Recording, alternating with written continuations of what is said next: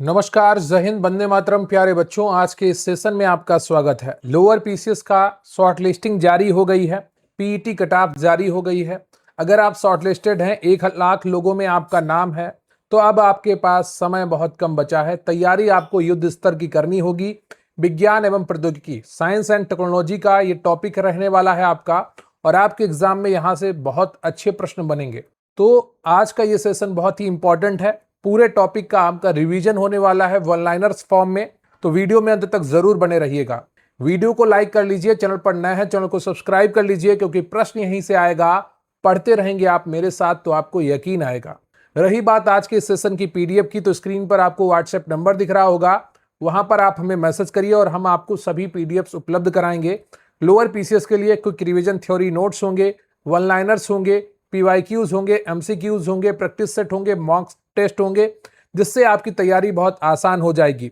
तो निरंतर पढ़ाई करने का एक अच्छा तरीका है कि आप निरंतर रिवीजन करते रहें, और निरंतर रिवीजन करने के लिए हम आपको कंटेंट उपलब्ध करवाते रहेंगे। अगर आप हमारे साथ जुड़ेंगे तो एग्जाम तक आपको कंटेंट हम उपलब्ध कराएंगे करंट अफेयर्स के साथ में। तो जुड़ने के लिए आपको स्क्रीन पर व्हाट्सएप नंबर दिख रहा है, वहां पर मैसेज करिए और आप हमारे साथ जुड़ सकते हैं। तो चलिए शुरू करते हैं आज का ये बेहतरीन सेशन। तो अभी हम विज्ञान एवं प्रौद्योगिकी, साइंस एंड टेक्नोलॉजी का टॉपिक कंप्लीट करेंगे, और शुरुआत करते हैं विज्ञान एवं प्रौद्योगिकी, विकास एवं राष्ट्रीय सुरक्षा में भारत की विज्ञान एवं प्रौद्योगिकी नीति। भारत की पहली वैज्ञानिक नीति संकल्प, साइंटिफिक पॉलिसी रेजोल्यूशन, 1958 में प्रधानमंत्री जवाहरलाल नेहरू द्वारा संसद में प्रस्तुत की गई थी। प्रौद्योगिकी नीति वक्तव्य, 1983 का मुख्य उद्देश्य स्वदेशी तकनीकी का विकास और तकनीकी आत्मनिर्भरता प्राप्त करना था। विज्ञान और प्रौद्योगिकी नीति एसटीपी 2003 का लक्ष्य रिसर्च एंड डेवलपमेंट, अनुसंधान और विकास में निवेश को जीडीपी के 2% तक बढ़ाना था। विज्ञान प्रौद्योगिकी और नवाचार नीति 2013 ने नवाचार को नीति का केंद्र बिंदु बनाया। नवीनतम एसटीआईपी 2020 पांचवी नीति का विजन भारत को विश्व की शीर्ष 3 वैज्ञानिक महाशक्तियों में शामिल करना है। राष्ट्रीय सुरक्षा के संदर्भ में रक्षा अनुसंधान एवं विकास संगठन डीआरडीओ की स्थापना 1958 में भारतीय सेना के तकनीकी विकास के लिए की गई थी। भारत की परमाणु कमान प्राधिकरण एनसीए के राजनीतिक परिषद के अध्यक्ष प्रधानमंत्री होते हैं, जो परमाणु हथियारों के उपयोग को अधिकृत करते हैं। भारत ने 1998 के पोखरण 2 परीक्षणों के बाद नो फर्स्ट यूज की परमाणु नीति अपनाई है, यानी कि भारत पहले परमाणु हमला नहीं करेगा किसी पर। अगर कोई ऐसा करता है तो भारत जवाबी कार्रवाई में परमाणु हमला करेगा। स्वदेशी तकनीकी को बढ़ावा देने के लिए डीआरडीओ द्वारा मेक इन इंडिया पहल के तहत कई रक्षा उपकरणों का निर्माण किया जा रहा है। भारत की राष्ट्रीय साइबर सुरक्षा नीति 2013 का उद्देश्य सुरक्षित और लचीले साइबर स्पेस का निर्माण करना है। हाल ही में iDEX innovations for defence excellence योजना द्वारा रक्षा क्षेत्र में स्टार्टअप्स और नवाचार को बढ़ावा दिया जा रहा है। अंतरिक्ष कमान डिफेंस स्पेस एजेंसी डीएसए का गठन 2019 में सैन्य अंतरिक्ष संपत्तियों की सुरक्षा के लिए किया गया। भारत ने मिशन शक्ति के तहत 2019 में एंटी सैटेलाइट मिसाइल का सफल परीक्षण किया। राष्ट्रीय क्वांटम मिशन को 2023 से 2031 तक के लिए 6000 करोड़ के बजट के साथ मंजूरी दी गई है, जो क्वांटम तकनीकी में भारत को आत्मनिर्भर बनाएगा। भारत की पहली राष्ट्रीय कृत्रिम बुद्धिमत्ता रणनीति नीति आयोग द्वारा 2018 में जारी की गई थी, जिसका आदर्श वाक्य एआई फॉर ऑल है। आत्मनिर्भर भारत अभियान के तहत सृजन पोर्टल रक्षा उत्पादन विभाग द्वारा रक्षा वस्तुओं के स्वदेशीकरण के लिए लॉन्च किया गया है। भारत का पहला स्वदेशी विमान वाहक पोत आईएनएस विक्रांत को सितंबर 2022 में नौसेना में शामिल किया गया, जो समुद्री सुरक्षा में मील का पत्थर है। भारत की त्रिस्तरीय परमाणु ऊर्जा कार्यक्रम की परिकल्पना डॉक्टर होमी जहांगीर भाभा ने की थी। 3 स्टेज न्यूक्लियर पावर प्रोग्राम हाल ही में स्थापित राष्ट्रीय अनुसंधान फाउंडेशन 2023 में वैज्ञानिक अनुसंधान को दिशा और वित्त पोषण प्रदान करेगा। सामरिक बलों के आधुनिकीकरण के लिए 2026 तक प्रोजेक्ट 75I के तहत 6 उन्नत पारंपरिक पनडुब्बियों का स्वदेशी निर्माण किया जा रहा है। अब बात करेंगे विज्ञान एवं प्रौद्योगिकी का दैनिक जीवन में अनुप्रयोग जो आपके सिलेबस का हिस्सा है। जीपीएस ग्लोबल पोजिशनिंग सिस्टम तकनीकी का उपयोग नेविगेशन और कृषि में व्यापक रूप से हो रहा है। दैनिक जीवन में आरएफआईडी रेडियो फ्रिक्वेंसी आइडेंटिफिकेशन का उपयोग फास्ट टैग, इन्वेंट्री प्रबंधन और एक्सेस कंट्रोल में किया जाता है। फाइबर ऑप्टिक्स पूर्ण आंतरिक परावर्तन के सिद्धांत पर कार्य करता है, जो हाई स्पीड इंटरनेट का आधार है। लीडार यानी कि लाइट डिटेक्शन एंड रेंजिंग तकनीकी का उपयोग स्वायत्त वाहनों और 3D मैपिंग में किया जा रहा है। ई कॉमर्स और ऑनलाइन बैंकिंग में डेटा सुरक्षा के लिए क्रिप्टोग्राफी और एंड टू एंड एन्क्रिप्शन का प्रयोग होता है। दैनिक जीवन में उपयोग होने वाले माइक्रोवेव ओवन में 2.45 गीगाहर्ट्ज आवृत्ति की सूक्ष्म तरंगों का उपयोग होता है, जो जल के अणुओं को कंपन कर भोजन गर्म करती है। स्मार्टफोन की टच स्क्रीन कैपेसिटिव टच तकनीकी पर आधारित होती है, जो मानव शरीर की विद्युत चालकता पर काम करती है। ब्लूटूथ तकनीकी कम दूरी की वायरलेस संचार के लिए रेडियो तरंगों का उपयोग करती है।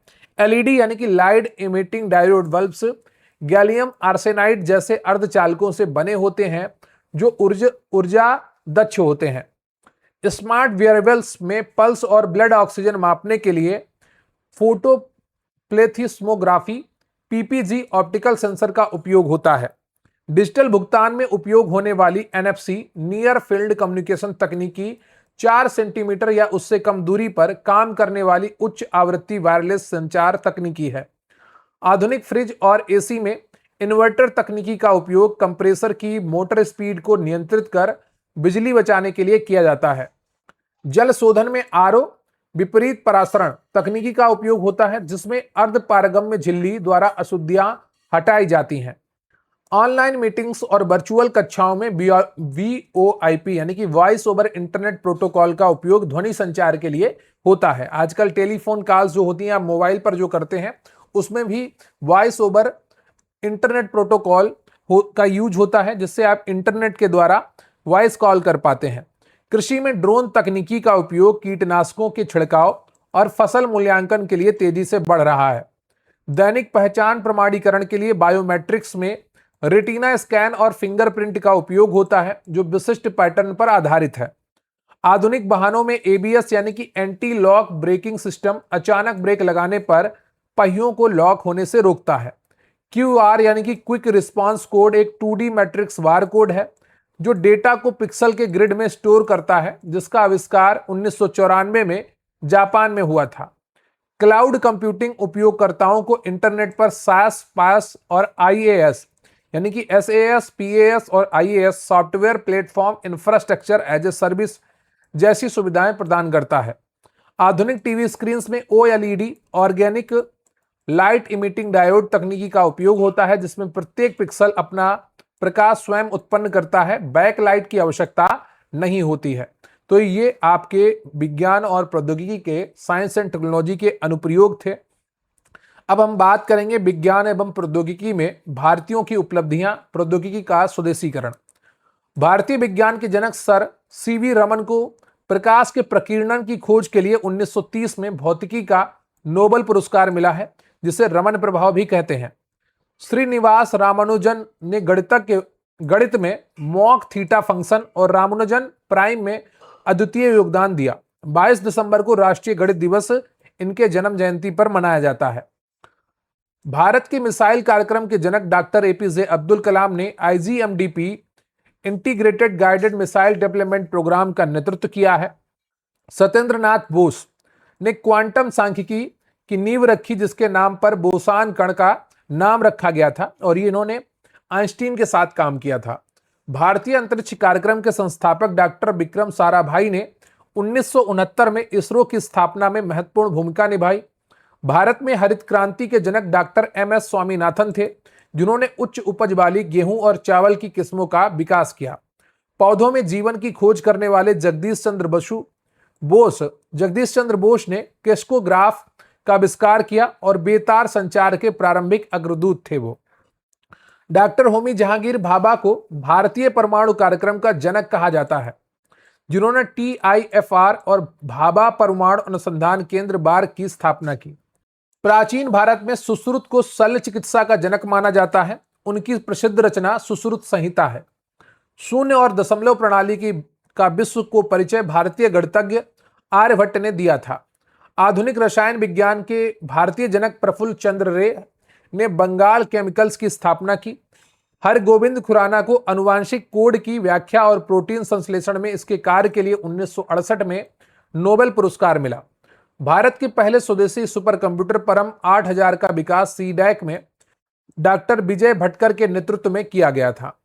स्वदेशी तकनीकी भारत ने अपनी खुद की नेविगेशन प्रणाली नाविक नेविगेशन विद इंडियन कॉन्स्टेलेशन विकसित की है, जो 7 उपग्रहों पर आधारित है। भारत ने 5G टेलीकॉम उपकरणों का स्वदेशीकरण 5GI मानक के रूप में किया है, जिसे IITs ने TSDSI के साथ मिलकर विकसित किया है। कोविड-19 के दौरान भारत बायोटेक द्वारा विकसित कोवैक्सीन पहली स्वदेशी निष्क्रिय वायरस वैक्सीन थी। स्वदेशी लड़ाकू विमान तेजस को HAL हिंदुस्तान एरोनॉटिक्स लिमिटेड द्वारा विकसित किया गया है। स्वदेशी माइक्रोप्रोसेसर IIT मद्रास द्वारा भारत का पहला स्वदेशी माइक्रोप्रोसेसर शक्ति विकसित किया गया है। भारत ने अपना खुद का मोबाइल ऑपरेटिंग सिस्टम भार OS IIT मद्रास द्वारा विकसित किया है, जो सुरक्षा और निजता पर केंद्रित है। भारत का स्वदेशी भुगतान card network RuPay national payments corporation of India NPCI द्वारा संचालित है। सुब्रमण्यम चंद्रशेखर को तारों की संरचना और विकास के सैद्धांतिक अध्ययन के लिए 1983 में भौतिकी का नोबेल पुरस्कार मिला। भारतीय महिला वैज्ञानिक TC थॉमस को भारत की मिसाइल वुमेन कहा जाता है, जो अग्नि 5 मिसाइल परियोजना की निदेशक थी। स्वदेशी सर्वर सीडैक ने रुद्र नाम से भारत का पहला स्वदेशी सर्वर विकसित किया है।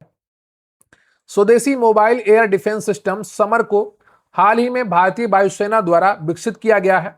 भारत ने 2025 तक सेमीकंडक्टर निर्माण के लिए इंडिया सेमीकंडक्टर मिशन लॉन्च किया है, ताकि सिलिकॉन चिप्स का स्वदेशीकरण हो सके। अगला जो टॉपिक है वो है नवीन प्रौद्योगिकियों का विकास, द्विउपयोगी एवं तकनीकी उपयोगी प्रौद्योगिकियां, यानी कि नई टेक्नोलॉजी का डेवलपमेंट। डबल यूज टेक्नोलॉजी द्विउपयोगी तकनीकी वह तकनीकी है जिसका उपयोग नागरिक यानी कि शांतिपूर्ण और सैन्य दोनों उद्देश्यों के लिए किया जा सकता है। परमाणु ऊर्जा का उपयोग बिजली उत्पादन नागरिक और परमाणु हथियार सैन्य दोनों के लिए द्विउपयोगी तकनीकी का सर्वोत्तम उदाहरण है। ग्लोबल पोजिशनिंग सिस्टम GPS को मूल रूप से अमेरिकी रक्षा विभाग द्वारा सैन्य उपयोग के लिए विकसित किया गया था, जो अब नागरिक नेविगेशन का आधार है। ड्रोन्स UAVs का उपयोग ई-कॉमर्स डिलीवरी और कृषि नागरिक के साथ साथ निगरानी और मिसाइल हमले सैन्य के लिए भी होता है। क्रिप्टोग्राफी इंटरनेट बैंकिंग को सुरक्षित करती है और सेना के लिए गोपनीय संचार में उपयोग होती है। थर्मल इमेजिंग का उपयोग रात में जानवरों की निगरानी, वन्य जीव और सीमा सुरक्षा, सैन्य घुसपैठ रोकने में होता है। जैव प्रौद्योगिकी वैक्सीन और दवाएं नागरिक बनाने में सक्षम है, साथ ही जैविक हथियारों के निर्माण में भी द्विउपयोगी है। नवीन प्रौद्योगिकियों में क्वांटम कंप्यूटिंग सबसे प्रमुख है, जो शास्त्रीय कंप्यूटरों की तुलना में यानी कि जो क्लासिकल कंप्यूटर थे उनकी तुलना में जटिल गणनाओं को बहुत कम समय में हल कर सकती हैं। तो जो भी हमारे पीछे के कंप्यूटर थे उनसे बहुत कई गुना तेज क्वांटम कंप्यूटिंग प्रणाली है।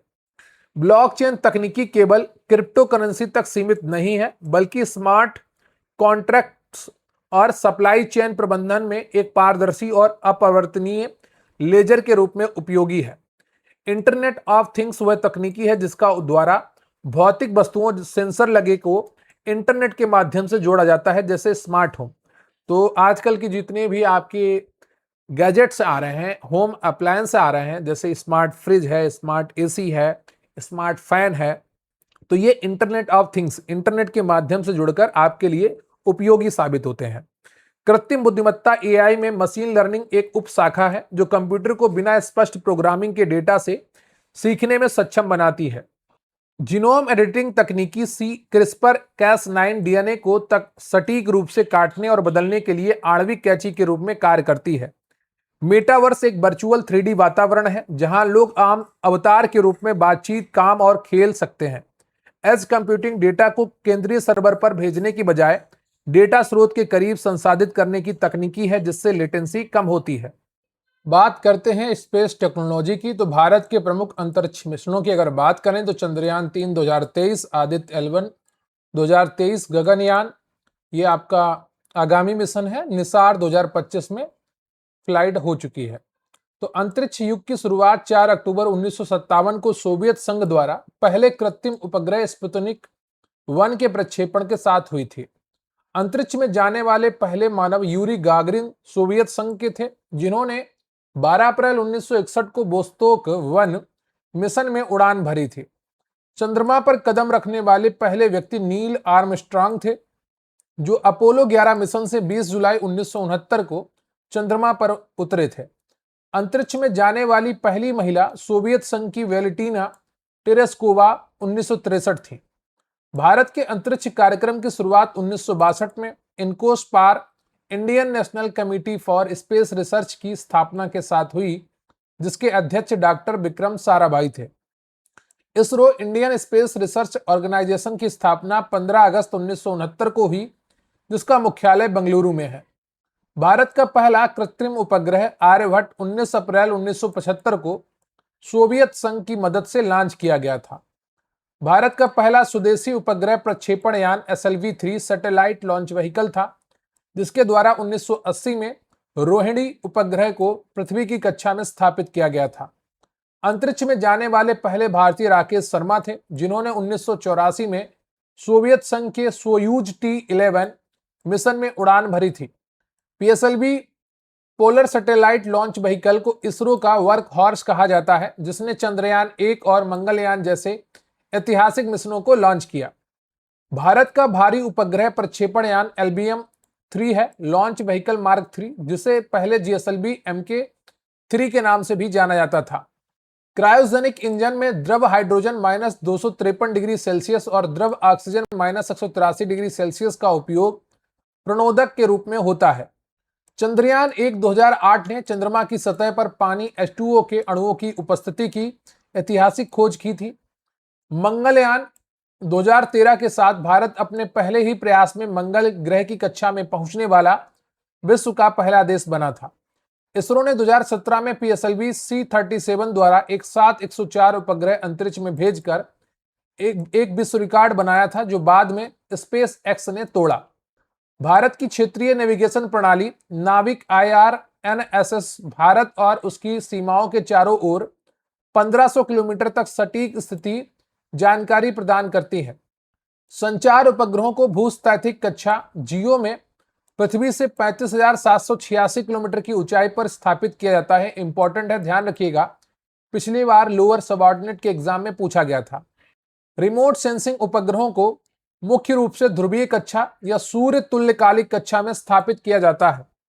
भारत का पहला समर्पित खगोलीय उपग्रह एस्ट्रोसैट 2015 एक्सरे, ऑप्टिकल और यूवी बैंड में ब्रह्मांड का अध्ययन करता है। चंद्रयान 2 2019 में ऑर्बिटर, विक्रम लैंडर और प्रज्ञान रोवर शामिल थे। ऑर्बिटर अभी भी काम कर रहा है, लेकिन जो लैंडर था और रोवर था वो सही से लैंडिंग नहीं हो पाई, और ये चंद्रयान लैंडर और रोवर का जो मिशन था वो सफल था, लेकिन ऑर्बिटर अभी भी काम कर रहा है। 23 अगस्त 2023 को चंद्रयान 3 ने चंद्रमा के दक्षिणी ध्रुव के पास सॉफ्ट लैंडिंग कर इतिहास रच दिया। भारत ऐसा करने वाला पहला देश बना। चंद्रयान 3 की लैंडिंग साइट का नाम शिव शक्ति पॉइंट और चंद्रयान 2 की क्रैश साइट का नाम तिरंगा पॉइंट रखा गया है। 23 अगस्त को अब भारत में राष्ट्रीय अंतरिक्ष दिवस के रूप में मनाया जाता है। सूर्य के कोरोना और सौर हवाओं के अध्ययन के लिए भारत का पहला सौर मिशन आदित्य L1 सितंबर 2023 में लॉन्च किया गया। लैग्रेंज पॉइंट 1 पृथ्वी से लगभग 1.5 मिलियन किलोमीटर दूर है, जहां सूर्य और पृथ्वी का गुरुत्वाकर्षण बल संतुलित हो जाता है। गगनयान भारत का पहला मानव युक्त अंतरिक्ष मिशन है, जिसका लक्ष्य 3 भारतीय अंतरिक्ष यात्रियों को 400 किलोमीटर की निचली पृथ्वी कक्षा लियो में भेजना है। गगनयान से पहले इसरो मानव रहित उड़ानों में व्योम मित्र नामक एक महिला रोबोट ह्यूमनाइड भेजेगा। नासा और इसरो का संयुक्त मिशन निसार पृथ्वी के इकोसिस्टम और भू सतह में बदलाव का अध्ययन करने के लिए है। इसको 2025 में भेजा गया था। भारत का आगामी शुक्र मिशन शुक्रयान 1 है। शुक्र के ग्रह के वायुमंडल और सतह के अध्ययन के लिए प्रस्तावित है। इसरो के वाणिज्यिक विंग्स एंट्रिक्स कॉर्पोरेशन और न्यू स्पेस इंडिया लिमिटेड है। निजी क्षेत्र की भागीदारी बढ़ाने के लिए in space Indian national space promotion and authorisation centre का गठन 2020 में किया गया। भारत का पहला निजी तौर विकसित जो रॉकेट है वो विक्रम एस है। स्काई रूट एरोस्पेस द्वारा विकसित और 2022 में प्रारंभ मिशन के तहत लॉन्च किया गया। स्पेस एक्स एलन मस्क की कंपनी है जिसने फाल्कन 9 रॉकेट विकसित किया है जो दुनिया का पहला पुनः प्रयोज्य रॉकेट है। James Webb space telescope Hubble telescope का उत्तराधिकारी है जो इंफ्रारेड तरंग दैर्घ्य में ब्रह्मांड का निरीक्षण करता है। अंतरराष्ट्रीय अंतरिक्ष स्टेशन आईएसएस पृथ्वी की निचली कक्षा में लगभग 400 किलोमीटर की ऊंचाई पर स्थित एक रहने योग्य कृत्रिम उपग्रह है। चीन के अंतरिक्ष स्टेशन का नाम तियांगोंग है जिसका अर्थ स्वर्गीय महल है। नासा का आर्टेमिस प्रोग्राम मनुष्यों को फिर से चंद्रमा पर और पहली महिला को ले जाने के लिए डिजाइन किया गया है। हाल ही में इसरो ने RLB-LEX reusable launch vehicle landing experiment Pushpak का सफल परीक्षण किया है जो स्पेस शटल की तरह कार्य करता है। इसरो द्वारा लॉन्च किया गया XPOSat x ray polarimeter satellite black hole और न्यूट्रॉन तारों के अध्ययन के लिए भारत का पहला समर्पित पोलरीमेट्री मिशन है। भारत ने आर्टेमिस आर्काइड्स पर हस्ताक्षर किए हैं जो अंतरिक्ष अन्वेषण में अंतरराष्ट्रीय सहयोग के लिए सिद्धांतों का एक सेट है। अंतरिक्ष मलबे पर नजर रखने के लिए इसरो ने प्रोजेक्ट नेत्रा शुरू किया है। संचार के लिए उपयोग होने वाला GSAT-20 उपग्रह हाई स्पीड ब्रॉडबैंड सेवाएं प्रदान करेगा। स्पेसएक्स द्वारा यह लॉन्च किया गया है। इसरो का small satellite launch vehicle SSLV छोटे उपग्रहों 500 किलोग्राम तक को लियो में स्थापित करने के लिए विकसित कम लागत वाला रॉकेट है।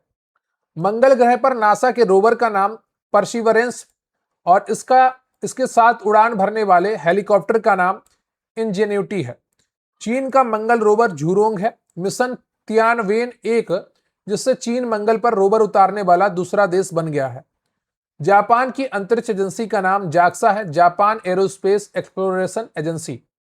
Slim smart lander for investigating moon Japan JAXA का मून मिशन है जिसने 2024 में चंद्रमा पर पिन पॉइंट लैंडिंग की और ये जापान चंद्रमा पर लैंडिंग करने वाला 5वां देश बना। भारत के डॉक्टर APJ अब्दुल कलाम द्वीप उड़ीसा का उपयोग मिसाइल परीक्षणों के लिए किया जाता है, ना कि उपग्रह परीक्षणों के लिए। उपग्रह प्रक्षेपण के लिए सतीश धवन अंतरिक्ष केंद्र श्रीहरिकोटा आंध्र प्रदेश का उपयोग किया जाता है। इसरो का मुख्यालय और उपग्रह नियंत्रण केंद्र iStark बेंगलुरु में स्थित है।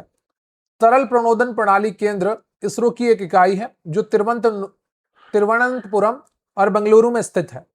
विक्रम साराभाई अंतरिक्ष केंद्र तिरुवनंतपुरम में है जहां प्रक्षेपण यानों का विकास किया जाता है।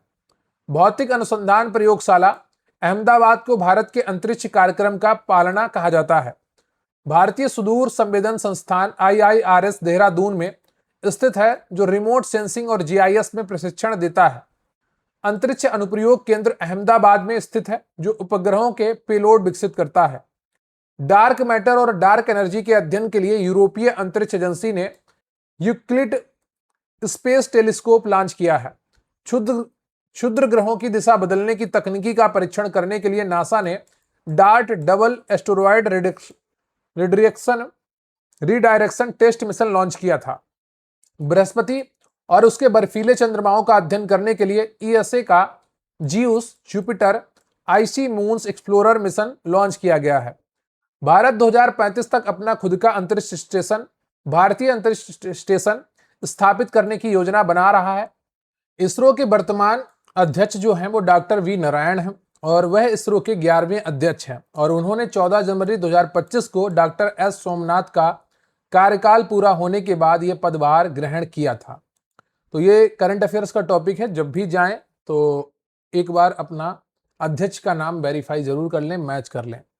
रक्षा प्रौद्योगिकी की अगर बात करें डिफेंस टेक्नोलॉजी की, तो अग्नि जो है वो सतह से सतह पर वार करने वाली ICBM टाइप की मिसाइल है।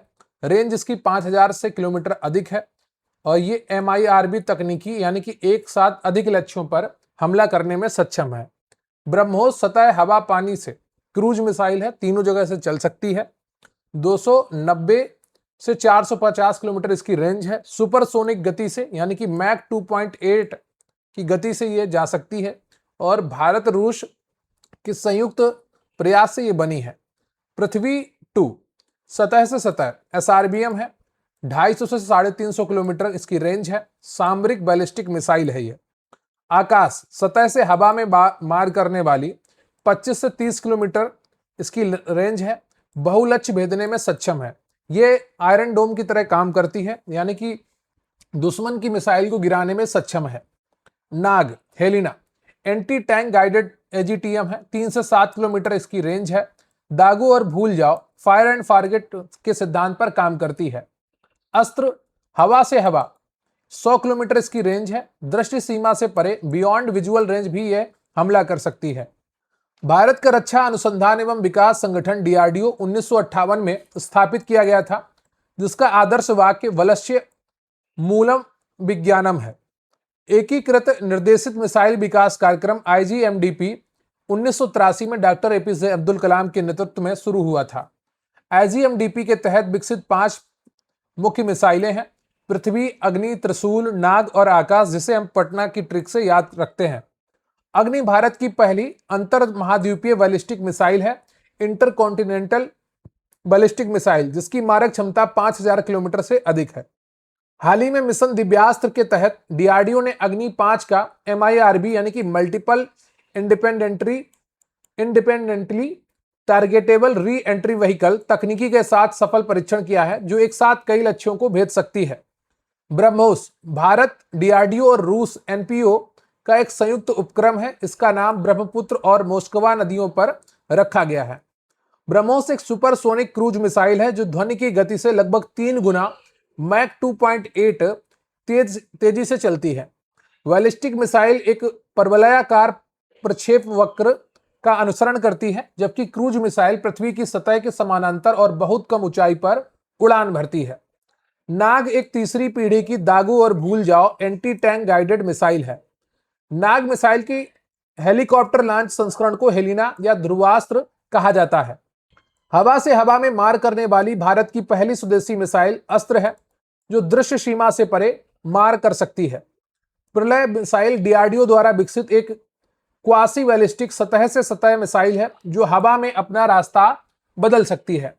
पिनाका भारत का स्वदेशी मल्टी बैरल रॉकेट लॉन्चर है, जो 44 सेकंड में 12 रॉकेट दाग सकता है। भगवान शिव के धनुष के नाम पर इसका नाम रखा गया है। भारत की पहली परमाणु पनडुब्बी रूस से पट्टे पर ली गई थी, जिसका नाम INS चक्र था। भारत की पहली स्वदेशी परमाणु शक्ति चालित बैलिस्टिक मिसाइल पनडुब्बी INS अरिहंत है। 3 अप्रैल 2026 को INS अरिधमन को विशाखापत्तनम में कमीशन किया गया है, जो भारत की सबसे नवीनतम 7000 टन वजनी SSBN है, यानी कि स्वदेशी परमाणु शक्ति चालित बैलिस्टिक मिसाइल पनडुब्बी है। K4 और K15 मिसाइलों से ये लैस है। INS अरिघात, यहां पर थोड़ा स्पेलिंग मिस्टेक है, उसको ठीक कर लीजिएगा। भारत की दूसरी स्वदेशी परमाणु पनडुब्बी है, जिसे अगस्त 2024 में कमीशन किया गया था। परमाणु त्रय का अर्थ है जमीन, हवा और समुद्र, यानी कि पनडुब्बियों से परमाणु हथियार लॉन्च करने की क्षमता जो भारत के पास है। स्कॉर्पियन क्षेत्र श्रेणी प्रोजेक्ट 75 की 6 पारंपरिक डीजल इलेक्ट्रिक पनडुब्बियां फ्रांस की मदद से मझगांव डाक लिमिटेड द्वारा बनाई गई। कलवरी, खंडेरी, करंज, वेला, वागीर और वाक्सीर। INS विक्रांत भारत का पहला स्वदेशी विमान वाहक पोत है, जिसे कोचीन शिपयार्ड लिमिटेड ने बनाया था। DRDO की रुस्तम और तपस स्वदेशी मानव रहित हवाई वाहन है, जिनका उपयोग निगरानी के लिए किया जाता है। K4 कलाम 4 एक पनडुब्बी लॉन्च बैलिस्टिक मिसाइल है, जिसकी मारक क्षमता 3500 किलोमीटर है और इसे अरिहंत श्रेणी की पनडुब्बियों पर तैनात किया जाता है। भारतीय वायुसेना में शामिल किया गया प्रचंड भारत का पहला स्वदेशी लाइट कॉम्बैक्ट हेलीकॉप्टर है। भारत का स्वदेशी हल्का लड़ाकू विमान तेजस है, जिसे HAL ने विकसित किया है। हाल ही में भारत ने S-400 air defence missile system रूस से खरीदा है। भारतीय वायुसेना में इसका नाम सुदर्शन रखा गया है। आयरन डोम इजराइल का प्रसिद्ध short range air defence system है, जो रॉकेट हमले को हवा में ही नष्ट कर देता है। भारत और इजराइल द्वारा संयुक्त रूप से विकसित एयर डिफेंस सिस्टम का नाम बराक 8 है। शौर्य मिसाइल के 15 सागरिका पनडुब्बी लॉन्च मिसाइल की भूमि आधारित संस्करण है। भारतीय नौसेना के प्रोजेक्ट 15B के तहत 4 गाइडेड मिसाइल डिस्ट्रॉयर विध्वंसक बनाए गए हैं, एक विशाखापत्तनम, मोमुरगांव, इम्फाल और सूरत में। डीआरडीओ ने एंटी रेडिएशन मिसाइल रुद्रम 1 विकसित की है, जिसे दुश्मन के रडार और संचार सुविधाओं को नष्ट करने के लिए सुखोई 30 MKI से दागा जाता है। निर्भय भारत की पहली स्वदेशी सब सोनिक क्रूज मिसाइल है, ध्वनि की गति से कम गति पर वाली है। यह वरुणास्त्र डीआरडीओ द्वारा विकसित स्वदेशी भारी वजन वाली एंटी सबमरीन टारपीडो है। नेत्र डीआरडीओ द्वारा विकसित एक airborne early warning and control system उड़ने वाला रडार है। भारतीय तटरक्षक बल आईसीजी द्वारा समुद्री सुरक्षा के लिए उन्नत हल्के हेलीकॉप्टर ALH Mk3 का उपयोग किया जा रहा है। स्मार्ट यानी कि supersonic missile assisted release of torpedo प्रणाली को पनडुब्बी रोधी युद्ध क्षमताओं को बढ़ाने के लिए डीआरडीओ ने विकसित किया है। भारत अपनी मिसाइल परीक्षण रेंज अब्दुल कलाम द्वीप ओडिशा से करता है, जिसे पहले व्हीलर द्वीप के नाम से भी जाना जाता था। चिनूक और अपाचे हेलीकॉप्टर भारत ने अमेरिका, यूएसए, बोइंग कंपनी से खरीदे हैं। राफेल एक 4.5 पीढ़ी का मल्टी रोल लड़ाकू विमान है, जिसे भारत ने फ्रांस से खरीदा है। डीआरडीओ द्वारा हाल ही में वह स्वॉर्डस यानी कि very short range air defence system missile का सफल परीक्षण किया है, जो एक मैन पोर्टेबल सैनिक द्वारा ले जाने योग्य मिसाइल है। भारतीय सेना ने दुश्मन के ड्रोन्स को मार गिराने के लिए directed energy weapons DEW due और लेजर तकनीकी पर काम तेज कर दिया है। अब हम बात करेंगे एनर्जी सोर्सेस की, ऊर्जा स्रोतों की। नवीकरणीय ऊर्जा स्रोत वे हैं जो प्रकृति में निरंतर उत्पन्न होते रहते हैं, जैसे सौर ऊर्जा, पवन ऊर्जा, भूतापीय ऊर्जा और जल विद्युत ऊर्जा। जीवाश्म ईंधन जैसे कोयला, पेट्रोलियम और प्राकृतिक गैस अनवीकरणीय यानी कि नॉन रिन्यूएबल ऊर्जा स्रोत हैं। सूर्य की ऊर्जा का मुख्य स्रोत नाभिकीय संलयन है, जिसमें हाइड्रोजन के नाभिक जुड़कर हीलियम बनाते हैं। परमाणु रिएक्टरों में बिजली उत्पादन के लिए नाभिकीय विखंडन प्रक्रिया का उपयोग किया जाता है, जिसमें यूरेनियम 235 का विखंडन होता है। भारत के कुल ऊर्जा उत्पादन में सबसे अधिक हिस्सा तापीय ऊर्जा का है, जो मुख्य रूप से कोयले से उत्पन्न होती है। भारत ने पंचामृत रणनीति के तहत 2070 तक नेट जीरो उत्सर्जन का लक्ष्य रखा है। अंतरराष्ट्रीय सौर गठबंधन की स्थापना भारत और फ्रांस द्वारा 2015 COP21 में की गई थी, जिसका मुख्यालय गुरुग्राम हरियाणा में है। सोलर सेल और सौर ऊर्जा को सीधे विद्युत ऊर्जा में बदलते हैं। तो सोलर सेल क्या करते हैं? सौर ऊर्जा को सीधे विद्युत ऊर्जा में बदलते हैं। इनमें मुख्य रूप से सिलिकॉन का उपयोग होता है। बायोगैस मुख्य रूप से मीथेन, CH4 50 से 75% और कार्बन डाइऑक्साइड का मिश्रण है। बायोडीजल के उत्पादन के लिए जेट्रोफा और पोंगामिया के बीजों का उपयोग किया जाता है। राष्ट्रीय हरित हाइड्रोजन मिशन का लक्ष्य 2030 तक प्रतिवर्ष 5 मिलियन मीट्रिक टन हरित हाइड्रोजन का उत्पादन करना है। हरित हाइड्रोजन का उत्पादन पानी के इलेक्ट्रोलिसिस से होता है, जिसमें नवीकरणीय ऊर्जा का उपयोग किया जाता है। विंड टरबाइन यानी कि पवन चक्की पवन की गतिज ऊर्जा को यांत्रिक ऊर्जा में और फिर जनरेटर द्वारा विद्युत ऊर्जा में बदलती है। भारत में सबसे बड़ी पवन ऊर्जा क्षमता तमिलनाडु और गुजरात राज्यों में है। भूतापीय ऊर्जा का उपयोग करने के लिए भारत में प्रमुख स्थान पूगा घाटी लद्दाख और मणिकर्ण हिमाचल प्रदेश है। समुद्र के ज्वार भाटे से उत्पन्न ऊर्जा को ज्वारीय ऊर्जा कहते हैं। भारत में खंबात की खाड़ी और कच्छ की खाड़ी इसके लिए अनुकूल है। थोरियम एक रेडियोधर्मी धातु है, जो केरल के समुद्री तटों पर मोनाजाइट रेत में प्रचुर मात्रा में पाई जाती है। भारत का पहला परमाणु ऊर्जा स्टेशन 1969 में तारापुर, महाराष्ट्र में अमेरिका की सहायता से स्थापित किया गया था। कुडनकुलम परमाणु ऊर्जा संयंत्र तमिलनाडु, रूस के सहयोग से स्थापित किया गया है और यह भारत का सबसे बड़ा न्यूक्लियर पावर स्टेशन है। लिथियम आयन बैटरी की तुलना में सॉलिड स्टेट बैटरी अधिक सुरक्षित है और इनमें तरल इलेक्ट्रोलाइट के बजाय ठोस इलेक्ट्रोलाइट का उपयोग होता है। अब हम बात करेंगे नैनो प्रौद्योगिकी की, नैनो टेक्नोलॉजी की। नैनो प्रौद्योगिकी 1 से 100 नैनोमीटर के पैमाने पर पदार्थों का अध्ययन और अनुप्रयोग है। 1 नैनोमीटर बराबर 10⁻⁹ मीटर होता है। नैनो प्रौद्योगिकी शब्द का पहली बार प्रयोग नोरियो तानेगुची ने 1974 में किया था। भारत में नैनो प्रौद्योगिकी के जनक प्रोफेसर CNR राव माने जाते हैं। नैनो स्तर पर पदार्थों के भौतिक, रासायनिक और ऑप्टिकल गुण बदल जाते हैं क्वांटम इफेक्ट्स के कारण। जैसे सोना नैनो स्तर पर लाल या बैंगनी दिखाई देता है। ग्राफीन कार्बन का एक अपर रूप है जो केवल एक परमाणु जितना मोटा 2D मटेरियल है। यह स्टील से 200 गुना ज्यादा मजबूत और बेहतरीन सुचालक है। कार्बन नैनो ट्यूब्स बेलनाकार ग्राफीन संरचनाएं हैं जिनका उपयोग मजबूत और हल्के एरोस्पेस उपकरण बनाने में किया जाता है। चिकित्सा में टारगेटेड ड्रग डिलीवरी के लिए नैनोबोट्स और लिपोसोम्स का उपयोग किया जा रहा है जो सीधे कैंसर कोशिकाओं तक दवा पहुंचाते हैं। नैनो सिल्वर में रोगाणुरोधी गुण होते हैं, इसलिए इसका उपयोग वाटर फिल्टर, पट्टियों और कपड़ों में किया जाता है। सनस्क्रीन लोशन में यूवी किरणों से बचाव के लिए जिंक ऑक्साइड ZnO और टाइटेनियम डाइऑक्साइड TiO2 के नैनो कणों का उपयोग होता है। कृषि में नैनो यूरिया का उपयोग तरल रूप में किया जा रहा है जो इफ्को द्वारा विकसित है, जो पारंपरिक यूरिया से अधिक प्रभावी और पर्यावरण के अनुकूल है। जल शोधन में भारी धातुओं और अशुद्धियों को हटाने के लिए नैनो फिल्ट्रेशन और ग्राफीन ऑक्साइड झिल्लियों का उपयोग होता है। इलेक्ट्रॉनिक्स में नैनो तकनीकी के उपयोग से क्वांटम डॉट्स का विकास हुआ है जो QLED टीवी स्क्रीन में बहुत चमकीले और सटीक रंग देते हैं। भारत सरकार ने 2007 में नैनो तकनीकी को बढ़ावा देने के लिए नैनो मिशन की शुरुआत की थी। डेंड्रीमर्स वृक्ष की शाखाओं जैसे नैनो अणु हैं जिनका उपयोग जीन थेरेपी और दवाओं की डिलीवरी में किया जाता है।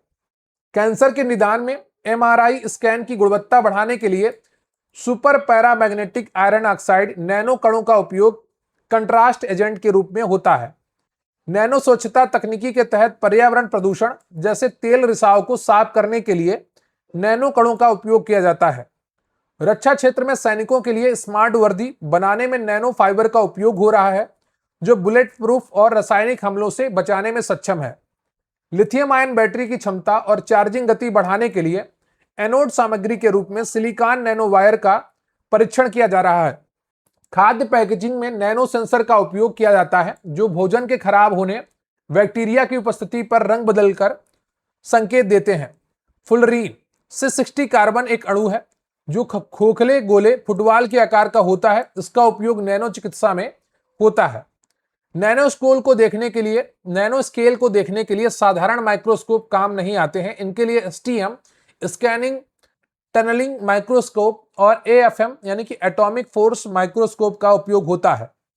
कपड़ों को जल और दाग प्रतिरोधी बनाने के लिए लोटस इफेक्ट यानी कमल के पत्ते की तरह आधारित नैनो कोटिंग की जाती है। नैनो प्लास्टिक पर्यावरण और मानव स्वास्थ्य के लिए एक बड़ी चुनौती बन रहे हैं क्योंकि ये रक्त मस्तिष्क बाधा को पार कर सकते हैं। सोना यानी कि गोल्ड नैनो कणों का उपयोग रैपिड एंटीजन टेस्ट किट जैसे गर्भावस्था या कोविड परीक्षण में रंग संकेतक के रूप में किया जाता है।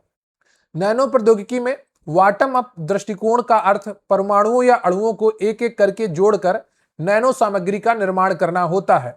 अब हम बात करेंगे सूक्ष्म जीव विज्ञान की, माइक्रोबायोलॉजी की, और जो आपके सिलेबस का महत्वपूर्ण हिस्सा है। सूक्ष्म जीव विज्ञान बैक्टीरिया, वायरस, कवक, प्रोटोजोआ और शैवाल जैसे नग्न आंखों से न दिखने वाले सूक्ष्म जीवों का अध्ययन है। सूक्ष्म जीव विज्ञान के जनक एंटोनी वॉन ल्यूवेनहॉक को माना जाता है जिन्होंने पहली बार जीवित बैक्टीरिया को अपने बनाए माइक्रोस्कोप से देखा था। लुई पास्चर ने जर्म थ्योरी ऑफ डिजीज दी और रेबीज का पहला टीका तथा पाश्चुरीकरण प्रक्रिया विकसित की। तो जो लुई पास्चर हैं इनका नाम काफी इंपॉर्टेंट है। इन्होंने जर्म थ्योरी ऑफ डिजीज दी और रेबीज का पहला टीका विकसित किया और पाश्चुरीकरण प्रक्रिया विकसित की थी। रॉबर्ट कोच ने एंथ्रेक्स, तपेदिक टीबी और हैजा के प्रेरक बैक्टीरिया की खोज की। दुनिया की पहली एंटीबायोटिक पेनिसिलिन की खोज 1928 में अलेक्जेंडर फ्लेमिंग ने पेनिसिलियम नोटेटम कवक से की थी। तो दुनिया की जो पहली एंटीबायोटिक पेनिसिलिन थी उसकी खोज 1928 में अलेक्जेंडर फ्लेमिंग ने की थी। किससे की थी? पेनिसिलियम नोटेटम कवक से की थी। बैक्टीरिया जीवाणु प्रोकैरियोटिक एक कोशीय जीव हैं जिनमें स्पष्ट केंद्रक और झिल्ली से बंधे अंग नहीं होते हैं। वायरस यानी कि विषाणु सजीव और निर्जीव के बीच की कड़ी माने जाते हैं। वे केवल किसी परपोषी कोशिका के अंदर ही प्रजनन कर सकते हैं। वायरस में अनुवांशिक पदार्थ के रूप में DNA या RNA होता है, दोनों एक साथ नहीं होते हैं, जो एक प्रोटीन आवरण से घिरा होता है। कवक यानी कि फंगी यूकेरियोटिक जीव हैं इनकी कोशिका भित्ति काइटिन की बनी होती है, जैसे ईस्ट है, मशरूम है। दूध को दही बदलने का कार्य लैक्टोबैसिलस नामक बैक्टीरिया करता है। तो दूध को दही में बदलने का कार्य कौन करता है? लैक्टोबैसिलस नामक बैक्टीरिया करता है। नाइट्रोजन स्थिरीकरण में राइजोबियम बैक्टीरिया लेग्यूमिनस दलहनी पौधों की जड़ों में सहजीवी रूप में रहता है। एजोटोबैक्टर और क्लोस्ट्रीडियम मिट्टी में पाए जाने वाले स्वतंत्र जीवी नाइट्रोजन स्थिरीकरण करने वाले बैक्टीरिया हैं। बेकरी यानी कि ब्रेड और शराब उद्योग में किण्वन के लिए ईस्ट का उपयोग होता है, जो अवावीय श्वसन करता है। तपेदिक यानी कि टीबी, ट्यूबरकुलोसिस, माइक्रोबैक्टीरियम ट्यूबरकुलोसिस नामक बैक्टीरिया के कारण होता है। इसके बचाव के लिए बीसीजी का टीका दिया जाता है। हैजा जो है, जिसे कॉलरा कहते हैं, विब्रियो कॉलेरी बैक्टीरिया के कारण होने वाला जल जनित रोग है। मलेरिया प्लाज्मोडियम नामक प्रोटोजोआ के कारण होता है और यह मादा एनाफिलीज मच्छर इसके वाहक है। डेंगू बुखार जो है वो आर्बो वायरस के कारण होता है, जो मादा एडीज इजिप्टी मच्छर द्वारा फैलता है। एचआईवी यानी कि ह्यूमन इम्यूनोडिफिशियंसी वायरस एक रेट्रोवायरस है, जिसका RNA genome reverse transcriptase enzyme द्वारा डीएनए में बदल जाता है। बैक्टीरियोफेज ऐसा वायरस है जो बैक्टीरिया को संक्रमित करते हैं और उन्हें नष्ट कर देते हैं। गंगा जल के शुद्ध रहने का यही एक कारण है। प्लाज्मिड बैक्टीरिया में पाए जाने वाला अतिरिक्त वृत्ताकार डीएनए है, जिसका उपयोग जेनेटिक इंजीनियरिंग में वेक्टर के रूप में किया जाता है। सूक्ष्म जीवों द्वारा पर्यावरण के प्रदूषकों जैसे तेल रिसाव को साफ करने की प्रक्रिया को बायोरेमेडिएशन कहते हैं। जैसे आयल जयपर समुद्र की सतह पर फैले हुए तेल को खा लेता है। प्रतिजैविक प्रतिरोध एएमआर तब होता है जब बैक्टीरिया एंटीबायोटिक दवाओं के प्रभाव को सहने के लिए खुद को उत्परिवर्तित कर लेते हैं। उन्हें सुपरबग्स कहा जाता है। कोविड-19 सार्स-CoV-2 वायरस के कारण होता है, जो एक single standard positive sense RNA virus है। एलिसा एंजाइम लिंक्ड इम्यूनोसॉर्बेंट एसे परीक्षण का उपयोग रक्त में एंटीबॉडी का पता लगाने के लिए किया जाता है, विशेषकर एचआईवी और एड्स के निदान में। टीकाकरण में शरीर के प्रतिरक्षा तंत्र को सक्रिय करने के लिए कमजोर या मृत सूक्ष्म जीवों को शरीर में डाला जाता है। एडवर्ड जेनर ने चेचक का पहला टीका विकसित किया था, जिसे दुनिया का पहला टीका माना जाता है। माइकोप्लाज्मा सबसे छोटी ज्ञात जीवित कोशिकाएं हैं, जिनमें कोशिका भित्ति का अभाव होता है, इसलिए उन पर पेनिसिलिन का असर नहीं होता है। साइनोबैक्टीरिया, जिन्हें नील हरित शैवाल भी कहा जाता है, प्रकाश संश्लेषण करने वाले बैक्टीरिया हैं। पृथ्वी पर ऑक्सीजन के प्रथम स्रोत हैं। लाइकेन कवक और शैवाल के बीच एक सहजीवी संबंध है। ये वायु प्रदूषण के अच्छे संकेतक माने जाते हैं, विशेषकर SO2 के। दाद और एथलीट फूट त्वचा रोग कवक फंगी के संक्रमण के कारण होते हैं। टाइफाइड साल्मोनेला टाइफी बैक्टीरिया के कारण होता है और इसके निदान के लिए बिडाल टेस्ट किया जाता है। रेबीज वायरस मुख्य रूप से केंद्रीय तंत्रिका तंत्र को प्रभावित करता है और इससे हाइड्रोफोबिया यानी कि पानी से डर होता है। पोलियो एक वायरल बीमारी है और इसके लिए जोनास साल्क ने इंजेक्शनेबल वैक्सीन और अल्बर्ट साबिन ने ओरल वैक्सीन विकसित की थी। तो पोलियो एक वायरल बीमारी है, इसके लिए 2 वैक्सीन बनी। एक जोनास साल्क ने जो इंजेक्शन के द्वारा लगाई जाती है IPV वैक्सीन बनाई, और अल्बर्ट साबिन ने ओरल वैक्सीन बनाई जो मुंह के द्वारा दी जाती है। जीका वायरस मुख्य रूप से एडीज मच्छरों से फैलता है और गर्भावस्था के दौरान इसके संक्रमण से शिशु में माइक्रोसिफेली छोटा सिर हो सकता है। निपाह वायरस एक जूनोटिक वायरस है, जानवरों से इंसानों में फैलने वाला, जिसका प्राकृतिक मेजबान फ्रूट बैट है, यानी कि जो चमगादड़ फलों पर बैठते हैं वो है। प्रैंस संक्रामक प्रोटीन कण है जिनमें कोई आनुवंशिक सामग्री DNA RNA नहीं होती है, जैसे mad cow disease. Hepatitis liver यकृत की सूजन है जो वायरस के कारण होती है। हेपेटाइटिस B DNA वायरस के कारण होता है, जबकि अन्य RNA वायरस के कारण होते हैं। मृदा में पाए जाने वाले स्ट्रेप्टोमाइसिस बैक्टीरिया का उपयोग वाणिज्यिक रूप से अधिकांश एंटीबायोटिक्स जैसे स्ट्रेप्टोमाइसिन टेट्रासाइक्लिन के उत्पादन के लिए किया जाता है। विषाणुओं के आकार को मापने के लिए नैनोमीटर इकाई का उपयोग किया जाता है, जबकि जीवाणुओं को माइक्रोमीटर में मापा जाता है। बोटुलिज्म एक गंभीर खाद्य विषाक्तता है जो क्लोस्ट्रेडियम बोटुलिनम बैक्टीरिया द्वारा उत्पन्न विष के कारण होती है। अब हम बात करेंगे जैव प्रौद्योगिकी क्षेत्र में जागरूकता से जुड़ी हुई जो आपके सिलेबस का हिस्सा है। जैव प्रौद्योगिकी जीवों या उनके घटकों का उपयोग करके मानव जीवन के लिए उपयोगी उत्पाद बनाने की तकनीकी है। जेनेटिक इंजीनियरिंग वह तकनीकी है जिसका द्वारा किसी जीव के डीएनए जीनोम में कृत्रिम रूप से परिवर्तन या हेरफेर किया जाता है। तो जेनेटिक इंजीनियरिंग क्या है? वह तकनीकी है जिसके द्वारा किसी जीव के जीनोम में यानी कि डीएनए में कृत्रिम रूप से परिवर्तन या हेरफेर किया जाता है। पुनर्योज डीएनए, रिकॉम्बिनेंट डीएनए, आरडीएनए तकनीकी में दो अलग अलग स्रोतों जैसे मानव और बैक्टीरिया से प्राप्त डीएनए को मिलाकर एक नया डीएनए बनाया जाता है। विश्व का पहला आनुवांशिक रूप से संशोधित उत्पाद ह्यूमिलिन था, जो 1982 में ई कोलाई बैक्टीरिया का उपयोग करके बनाया गया कृत्रिम मानव इंसुलिन है। भारत में व्यावसायिक खेती के लिए स्वीकृत एकमात्र जीएम फसल बीटी कपास है, जिसे 2002 में मंजूरी मिली थी। बीटी का अर्थ है बैसिलस thuringiensis, जो मिट्टी में पाए जाने वाला एक जीवाणु है जो कीटनाशक प्रोटीन उत्पन्न करता है। Golden rice vitamin A beta carotene की कमी को दूर करने के लिए विकसित किया गया एक आनुवांशिक रूप से संशोधित चावल है। स्टेम सेल थेरेपी में उपयोग की जाने वाली स्टेम कोशिकाएं शरीर की मास्टर कोशिकाएं हैं जो किसी भी प्रकार के ऊतक या अंग में विकसित होने की क्षमता रखती हैं। क्लोनिंग द्वारा उत्पन्न पहला स्तनधारी जीव डॉली नामक भेड़ थी, जिसे 1996 में इयान बिलमुट द्वारा बनाया गया था। डीएनए फिंगरप्रिंटिंग तकनीकी का विकास एलेक जेफरिस ने किया था। भारत में इसके जनक डॉक्टर लालजी सिंह सीसीएमबी हैदराबाद माने जाते हैं। पॉलीमरेज चेन रिएक्शन पीसीआर एक तकनीकी है जिसका उपयोग डीएनए के एक छोटे खंड की लाखों प्रतियां तेजी से बनाने के लिए किया जाता है।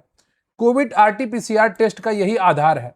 क्रिस्पर कैस9 एक क्रांतिकारी जीनोम एडिटिंग तकनीकी है जिसके लिए इमैनुअल चार्पेटियर और जेनिफर डोडेना को 2020 में रसायन विज्ञान का नोबेल पुरस्कार मिला। बायोपायरेसी तब होती है जब कोई व्यक्ति या कंपनी किसी देश या स्वदेशी समुदाय की जैविक सामग्री या पारंपरिक ज्ञान को बिना अनुमति और उचित मुआवजे के व्यावसायिक शोषण करता है। भारत का बायोटेक्नोलॉजी विभाग डीबीटी विज्ञान और प्रौद्योगिकी मंत्रालय के अंतर्गत कार्य करता है और 1986 में स्थापित किया गया था। भारत में जीएम फसलों की व्यावसायिक रिलीज को मंजूरी देने वाली सर्वोच्च संस्था GEAC genetic engineering appraisal committee है जो पर्यावरण मंत्रालय के अधीन है। फार्माकोगिनोमिक्स एक उभरता हुआ क्षेत्र है जो यह अध्ययन करता है कि किसी व्यक्ति के जीन दवाओं के प्रति उसकी प्रतिक्रिया को कैसे प्रभावित करते हैं। बायो इन्फॉर्मेटिक्स जीव विज्ञान के डेटा जैसे जीनोम अनुक्रम को समझने और विश्लेषण करने के लिए कंप्यूटर विज्ञान और सॉफ्टवेयर का उपयोग है। प्लास्टिक प्रदूषण को कम करने के लिए जैव प्रौद्योगिकी द्वारा बायोडिग्रेडेबल प्लास्टिक पीएचए और पीएलए का विकास किया जा रहा है जो सूक्ष्म जीवों द्वारा विघटित हो जाता है। तो बायोडिग्रेडेबल प्लास्टिक बनाई जा रही है। खराब भूमि बंजर को फिर से उपजाऊ बनाने के लिए माइकोराइजा का उपयोग पौधों के विकास को बढ़ावा देने बायो फर्टिलाइजर के रूप में किया जाता है। कृत्रिम बीज कायिक भ्रूण को एक जेल में एनकैप्सुलेट करके बनाए जाते हैं जिससे फसल के बीजों का आसानी से संग्रहित और ले जाया जा सकता है। अगला जो हमारा टॉपिक है वो है बौद्धिक संपदा अधिकारों एवं डिजिटल अधिकारों से संबंधित मुद्दे। बौद्धिक संपदा अधिकार इंटेलेक्चुअल प्रॉपर्टी राइट्स आईपीआर मानव बुद्धि की रचनाओं जैसे आविष्कार, साहित्यिक कार्य, डिजाइन पर दिए गए कानूनी अधिकार हैं। विश्व बौद्धिक संपदा संगठन WIPO यानी कि वीपो संयुक्त राष्ट्र की एक विशेष एजेंसी है जिसकी स्थापना 1967 में हुई और इसका मुख्यालय जिनेवा स्विट्जरलैंड में है। Trips trade related aspects of intellectual property rights समझौता विश्व व्यापार संगठन WTO द्वारा 1995 में लागू किया गया आईपीआर का सबसे व्यापक बहुपक्षीय समझौता है। पेटेंट एक आविष्कारक को उसके नए और उपयोगी आविष्कार के लिए आमतौर पर 20 वर्षों के लिए दिया जाने वाला विशेष अधिकार है। भारत में कोई भी ऐसा आविष्कार जो केवल पारंपरिक ज्ञान का हिस्सा है उसे भारतीय पेटेंट अधिनियम 1970 की धारा 3P के तहत पेटेंट नहीं कराया जा सकता। जैसे नीम या हल्दी का पेटेंट रद्द कराया था, अमेरिका ने यह पेटेंट ले लिया था। ट्रेडमार्क कोई भी चिन्ह, लोगो या नाम जो एक कंपनी के वस्तुओं या सेवाओं को दूसरों से अलग करता है, जैसे एप्पल का कटा हुआ सेब, तो ये क्या है? एक ट्रेडमार्क है। कॉपीराइट रचनाकारों को उनके साहित्यिक कलात्मक किताबें, संगीत, सॉफ्टवेयर कोड कार्यों पर अधिकार देता है, जो आमतौर पर निर्माता के जीवन काल और मृत्यु के 60 वर्ष बाद तक वैध रहता है। भौगोलिक संकेतक जियोग्राफिकल इंडिकेशन जीआई उन उत्पादों पर इस्तेमाल किया जाने वाला संकेत है जिनकी एक विशिष्ट भौगोलिक उत्पत्ति होती है, जैसे दार्जिलिंग चाय, बनारसी साड़ी। भारत का पहला जीआई टैग 2004 में दार्जिलिंग चाय को दिया गया था। भारत में जीआई टैग 10 वर्षों के लिए वैध होता है। नवीनीकरण इनका संभव है। औद्योगिक डिजाइन, इंडस्ट्रियल डिजाइन अधिकार किसी वस्तु के दृश्य यानी कि विजुअल डिजाइन, आकार, रंग, पैटर्न की भी रक्षा करते हैं, जैसे कोका कोला की बोतल का आकार। व्यापार रहस्य, वह गोपनीय व्यावसायिक जानकारी जो उद्यम को प्रतिस्पर्धी लाभ प्रदान करती है, जैसे कोका कोला का formula. Evergreening of A patent का मतलब दवा कंपनियों द्वारा किसी पुरानी दवा में मामूली बदलाव बिना किसी नए चिकित्सीय प्रभाव के करके उसके पेटेंट की अवधि को अनुचित तरीके से बढ़ाना है। भारत के पेटेंट अधिनियम की धारा 3D एवरग्रीनिंग को रोकती है, जिसने नोवार्टिस कंपनी की कैंसर की दवा ग्लीवेक के पेटेंट को खारिज कर दिया था। अनिवार्य लाइसेंसिंग के तहत सरकार किसी दवा के पेटेंट धारक की सहमति के बिना भी सार्वजनिक स्वास्थ्य आपातकाल में अन्य कंपनियों को यह दवा बनाने की अनुमति दे सकती है। सॉफ्टवेयर कोड यानी कि सोर्स कोड को भारत में पेटेंट नहीं किया जा सकता, लेकिन इसे कॉपीराइट अधिनियम के तहत संरक्षित किया जाता है। सेमीकंडक्टर आईसी लेआउट डिजाइन को semiconductor integrated circuits layout design act 2000 के तहत 10 वर्षों के लिए संरक्षित किया जाता है। पौधों की किस्मों और किसानों के अधिकारों का संरक्षण पीपीवीएफआर अधिनियम 2001 में भारत में प्रजनकों और किसानों को नई पौधों की किस्मों के विकास के लिए अधिकार देता है। डिजिटल अधिकार मानवाधिकारों का विस्तार है, जो व्यक्तियों को डिजिटल मीडिया तक पहुंचने, उपयोग करने, बनाने और प्रकाशित करने की अनुमति देते हैं। Digital millennium copyright act America का एक कानून है जो इंटरनेट पर कॉपीराइट उल्लंघन को रोकता है। भारत ने इसे आईटी एक्ट 2000 द्वारा कवर किया जाता है।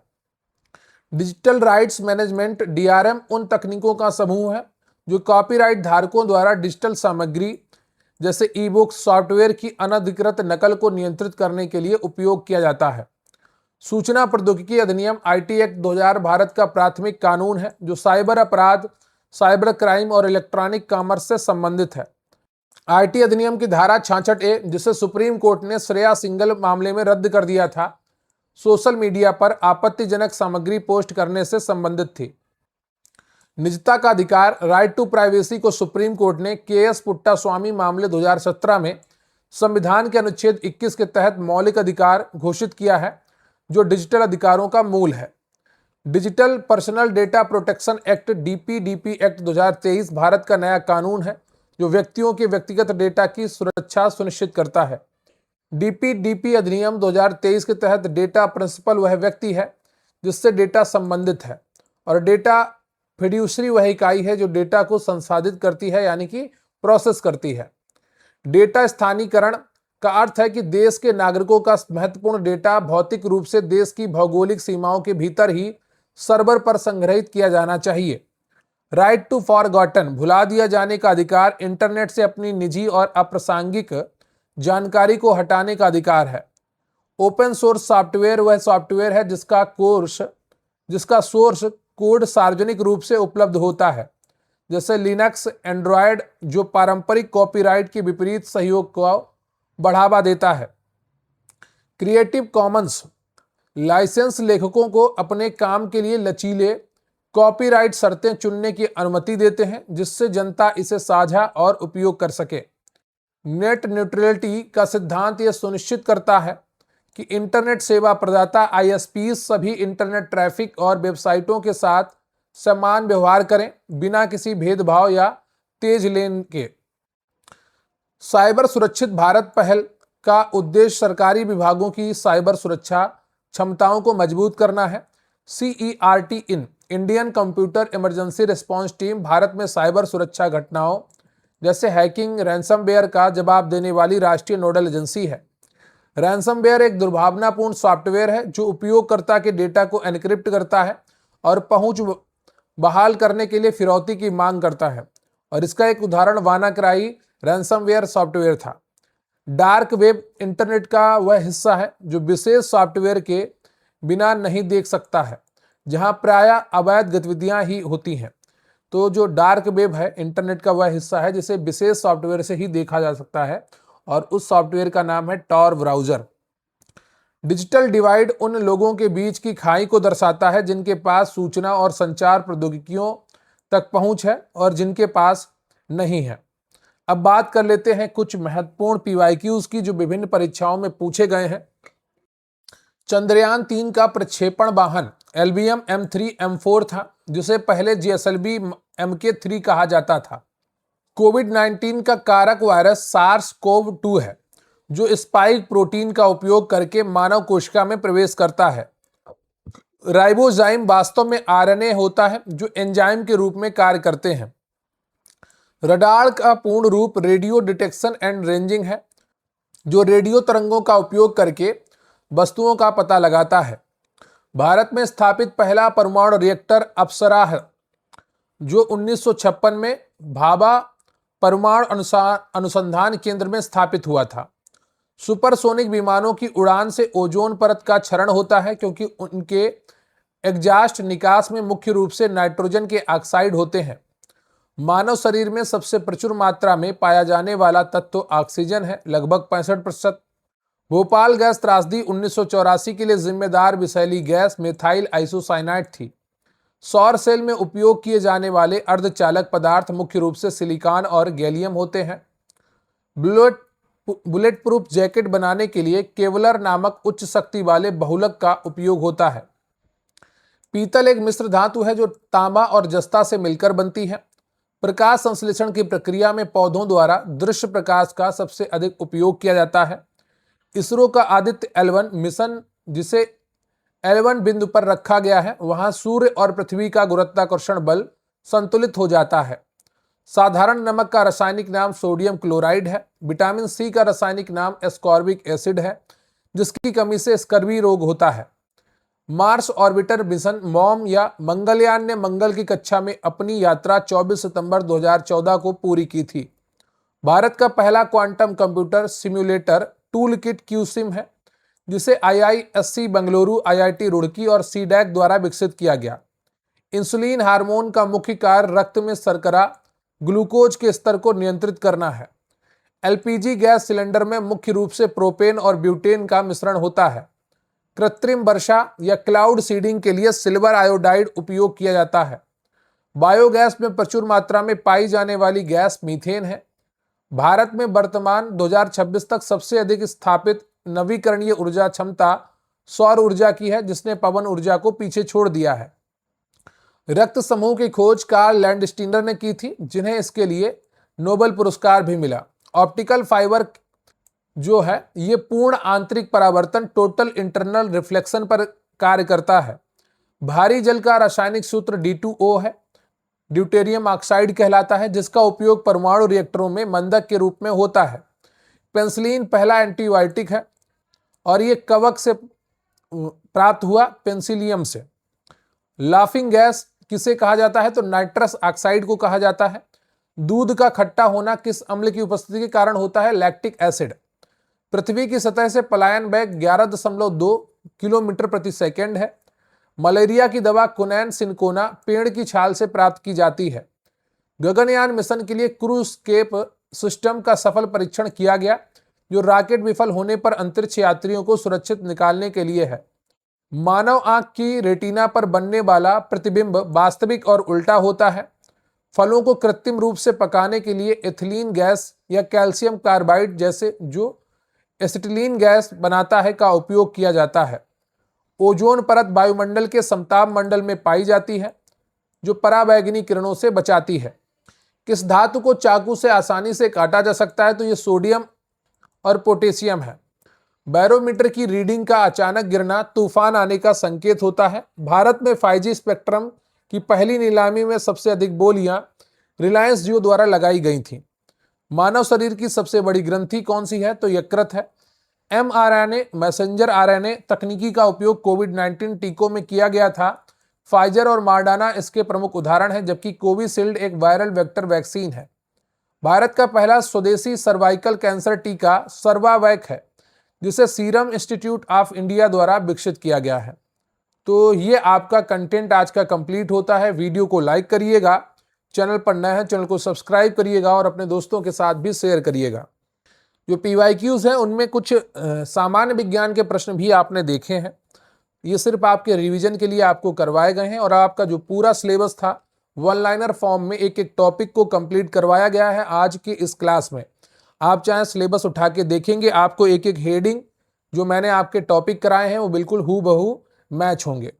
तो अगर आप अच्छे से तैयारी करना चाहते हैं और हमारे साथ जुड़ना चाहते हैं तो स्क्रीन पर अभी आपको एक व्हाट्सएप नंबर दिख रहा होगा, वहाँ पर आप मैसेज करिए और वहाँ पर हम आपको सभी नोट्स और वन लाइनर्स और PYQs MCQs उपलब्ध कराएंगे, जिससे आपकी तैयारी बहुत आसान हो जाएगी। तो तैयारी करते रहिए, मेहनत करते रहिए, सफलता आपके कदम चूमेगी, यकीन मानकर चलिए। लोअर PCS के लिए बहुत अच्छा कंटेंट डिजाइन किया गया है और उसमें आपको quick revision theory notes, science and tech के तकरीबन आपको 500 क्वेश्चन कराए जाएंगे और उनकी PDF ऑलरेडी आपको दी जा चुकी है 400 क्वेश्चन की। 100-200 क्वेश्चन और भी आपको एग्जाम से पहले करवा दिए जाएंगे। इसके अलावा पर्यावरण एवं पारिस्थितिकी के भी 400 से 500 क्वेश्चन करवाए जा रहे हैं और आपका UP GK का ऑलरेडी बहुत अच्छा प्रैक्टिस सेशन चल रहा है, कंप्यूटर का बहुत अच्छा प्रैक्टिस सेशन चल रहा है। तो अगर आप हमारे साथ जुड़ेंगे तो ये सारा कंटेंट आपको मिलेगा और बहुत आसान भाषा में, बहुत कम शब्दों में, ताकि आप कम समय में ज़्यादा से ज़्यादा रिवीजन कर सकें। तो आज के लिए बस इतना ही।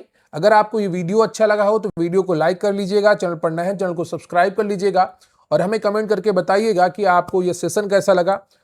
आपके अच्छे कमेंट और हमारा अच्छा कंटेंट, ये संबंध लगातार बना रहेगा तो अच्छा रहेगा आपके लिए भी और हमें भी। आपके कमेंट्स पढ़कर काफ़ी अच्छा लगता है, तो अच्छे अच्छे कमेंट्स करते रहिए। मिलेंगे फिर किसी अन्य सेशन में, तब तक के लिए जय हिंद, जय भारत।